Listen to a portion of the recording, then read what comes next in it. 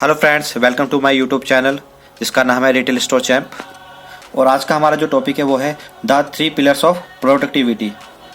और जो होते हैं स्पेस। 3 पिलर जो होते हैं वो है स्पेस, पीपल एंड प्रोडक्ट। तो सबसे पहले जो बात करते हैं space productivity measures the revenue पर net selling space and provides a yardstick for benchmarking. और इसका जो फॉर्मूला होता है वो होता है मेजर करने का annualised net sale divide by net selling product. Space productivity होती क्या है और उससे बेनिफिट क्या मिलता है। स्पेस की जो प्रोडक्टिविटी है वो एक स्थान के रेवेन्यू को मापती है कि आप एक जगह पे आपने कोई प्रोडक्ट रखा हुआ है तो उसने कितना एरिया, कितना स्पेस लिया हुआ है और उस स्पेस में वो प्रोडक्ट कितना बिकता है, उसकी प्रोडक्ट की पूरी सेल कितनी होती है। उससे आपको बेंचमार्क सेट करने के लिए काफ़ी हेल्प मिलती है कि यह कंफर्म हो जाता है कि इस एरिया से मैं इतना रेवेन्यू मिल रहा है, तो मैं अगर दूसरी जगह पे कोई प्रोडक्ट रखूँ तो मेरे को वहाँ से भी कम से कम इतना रेवेन्यू मिलना चाहिए। तो ओवरऑल इसका यही है कि हमें नेट सेलिंग स्पेस इससे पता लग जाता है। तो फॉर्मूला आपके सामने ही है। जो पूरे साल का जो बिक्री है, जो पूरी साल की जो टोटल सेल है, उसको आप उस पर्टिकुलर स्थान, जो पर्टिकुलर जगह है, स्पेस जो उसका है, उससे उसको डिवाइड कर दीजिए। जो भी आपका जो सेल होगा उस स्पेस का, उस जगह का आपको पता लग जाएगा। अब इसके सपोर्टिंग जो इनपुट्स है वो देख लेते हैं। फर्स्ट है नेचर ऑफ मार्केट, सेकेंड है economics of the trade zone. तो आप देख सकते हैं, फर्स्ट इसका चेक करते हैं तो इसका export surfaces all clean and well maintained, merchandise neatly displayed. आपका जो एरिया, जो भी आपका स्टोर है वो पूरी तरीके से अच्छी तरीके से क्लीन होना चाहिए, साफ सुथरा होना चाहिए। और जो भी आप स्टॉक, जो भी मर्चेंडाइज आपने लगा रखा है वो प्रॉपर तरीके से डिस्प्ले होना चाहिए, जो देखने में बहुत अच्छा लगे। इसका दूसरा डिस्प्ले सेटअप बैलेंस, किस तरीके से बैलेंस होता है, colour coordinate, focus lighting, hidden price tag and iron. जो भी आपने जो डिस्प्ले किया हुआ है उसको अगर बैलेंस करना है, आपने अच्छी तरीके से दिखाना है, शो करना है, तो उसके लिए आपको जो प्रोडक्ट के रंग है उसको प्रॉपर तरीके से आपने मेंटेन करके रखना चाहिए कि कलर ब्लॉकिंग अच्छे से करना चाहिए।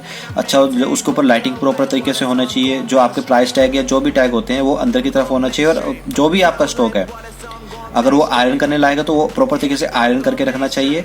और जो अगर फुटवेयर की बात करते हो, अगर वो स्टफिंग करके रखनी चाहिए, अगर आपके अपैरल है तो उसको आयरनिंग करके रखना चाहिए, और कोई प्रोडक्ट है तो उसके अकॉर्डिंग सेट करके रखना चाहिए। और तीसरा पॉइंट है store efficiency, sales footfall in a month. आपका जो स्टोर है उसकी आपने एफिशिएंसी देखने की, आपके स्टोर के अंदर फुटफॉल कितनी होती है। कि विदाउट फुटफॉल, अगर फुटफॉल स्टोर की कम है तो फिर तो बड़ा मुश्किल है, वो स्पेस आपके लिए फिर ठीक नहीं है, आपके स्टोर के लिए ठीक नहीं है। अगर फुटफॉल ही नहीं होगी तो आप सेल कहाँ से करेंगे। तो आपका फुटफॉल भी प्रॉपर तरीके से होना चाहिए। तो कितनी फुटफॉल हो रही है आपके स्टोर के लिए। तो इसका फोर्थ होगा discount tag in place and featuring the correct product alignment. तो आपके जो भी डिस्काउंट टैग्स वगैरह होते हैं या किसी तरीके के भी आप जो उसमें टैग्स वगैरह यूज़ करते हैं अपने डिस्प्ले के लिए, वो प्रॉपर तरीके से मेंटेन होने चाहिए, अच्छे तरीके से दिखना चाहिए, मुड़े टेढ़े मेढ़े नहीं होने चाहिए। और प्रॉपर तरीके से जो भी आपके प्रोडक्ट के आगे लगना चाहिए उसके अकॉर्डिंग वहाँ पे लगे होने चाहिए। वो साइज़ टैग हो चाहे प्राइस टैग हो, जो भी हो आपके अकॉर्डिंग वो अच्छी तरीके से वहाँ पे लगे होने चाहिए। और फिफ्थ और लास्ट इसका ही होगा सेल्स पर स्क्वायर फुट। और आपकी बिक्री प्रति वर्ग फुट कितनी है उसको भी आपको चेक करते रहना चाहिए हमेशा। और इसका सेकंड पिलर होता है प्रोडक्टिविटी निकालने के लिए, वो होता है people. The focus is the measure the key parameter primary revenue in consideration with the people. और इसका मेजर करने के लिए तो net sale divide by number of people. तो इसका फर्स्ट पॉइंट होगा giving and receiving feedback to reinforce positive behaviour और to help someone improve his her performance. तो ये जो बेसिकली है ये लोगों को ध्यान में रखते हुए पैरामीटर मुख्य रूप से राजस्व को मापने पर ध्यान देने के लिए, केंद्रित करने के लिए किया गया है। तो इसमें होता क्या है कि अगर आपकी टीम को, जो भी आपकी टीम है, उसको व्यवहार को सुदृढ़ करने या किसी के प्रदर्शन को बेहतर बनाने में मदद करने के लिए प्रतिक्रिया देना प्राप्त करना जरूरी है। क्योंकि कोई भी अगर आपका स्टाफ, आपका जो स्टोर में काम करता है, उसका बिहेवियर कैसा है, उसका फीडबैक उसको देना चाहिए। उसने अच्छा किया तो उसको अप्रिशिएट करना चाहिए। अगर उसने कुछ गलत किया है या उसको कुछ किसी पे काम करने की ज़रूरत है तो उससे डिस्कस करके उसको फुलफिल कर देना चाहिए। तो जो गैप होता है वो गैप हमेशा बढ़ते रहना चाहिए। इसका सेकंड पॉइंट है the team huddle is your opportunity to inspire and enable store staff and customer who enter your store. जो टीम हडल होती है वो आपके स्टोर में प्रवेश करने वाले स्टोर के जो कर्मचारी होते हैं और ग्राहकों को प्रेरित करने और सक्षम करने का अवसर है। तो हडल के थ्रू आप अपने स्टाफ को बता सकते हैं कि हम कितना अच्छा कर रहे हैं, कुछ भी चीज़, कोई भी हडल आप प्रॉपर तरीके से, तो आपका स्टोर कितना अच्छा कर रहा है या आप कितना अच्छा कर रहे हैं और आपको क्या अच्छा करने की ज़रूरत है। तो हडल में वो सब कुछ डिस्कशन हो जाना चाहिए, जिससे कि आपको और आपके स्टाफ को या आपकी जो कस्टमर एंटर हो रहे हैं आपके स्टोर के अंदर, उनको किसी भी तरीके की प्रॉब्लम नहीं होना चाहिए।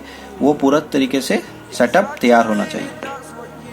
इसका तीसरा जो पॉइंट है वो है coach and train to maximise people potential and the build strong team. लोगों की क्षमता को अधिक करने और मजबूत टीम बनाने के लिए कोच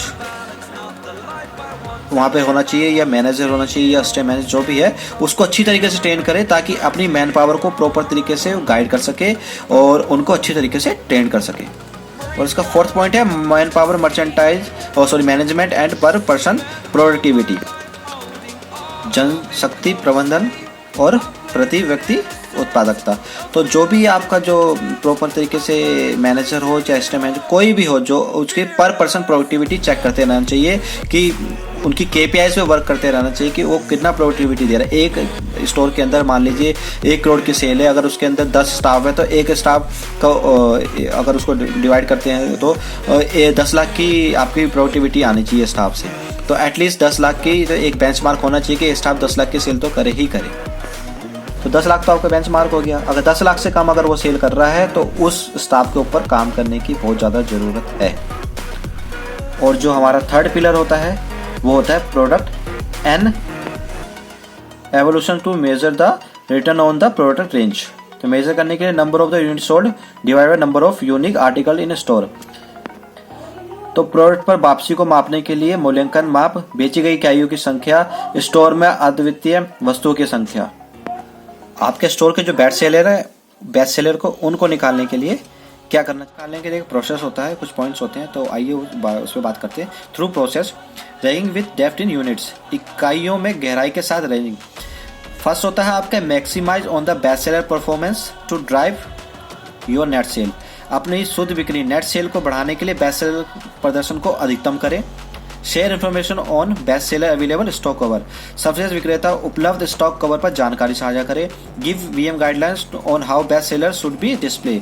आपकी जो भी गाइडलाइन है, ब्रांड की जो भी VM की गाइडलाइन है, उसके ऊपर डिस्कशन करें, उससे बात करें और बेस्ट सेलर को किस तरीके से डिस्प्ले किया जाता है उस तरीके से डिस्प्ले करें। Review last week sales of the best seller, जो आपका लास्ट वीक का बेस्ट सेलर है, सबसे ज़्यादा सोल्ड आउट हुआ है आर्टिकल, उसके ऊपर डिस्कशन करें, उसको चेक करें और उसको स्टॉक को प्रॉपर तरीके से मेंटेन करके रखें। The black hole report identifies slow और non sales and helps you take informed action to improve sales. जो आपके नॉन मूविंग आर्टिकल है, जो बहुत ज़्यादा नहीं बिक रहे हैं या बिल्कुल नहीं बिक रहे हैं या बहुत स्लो बिक रहे हैं, उनको बेचने के लिए आपको कुछ ना कुछ एक्शन प्लान तैयार करना चाहिए।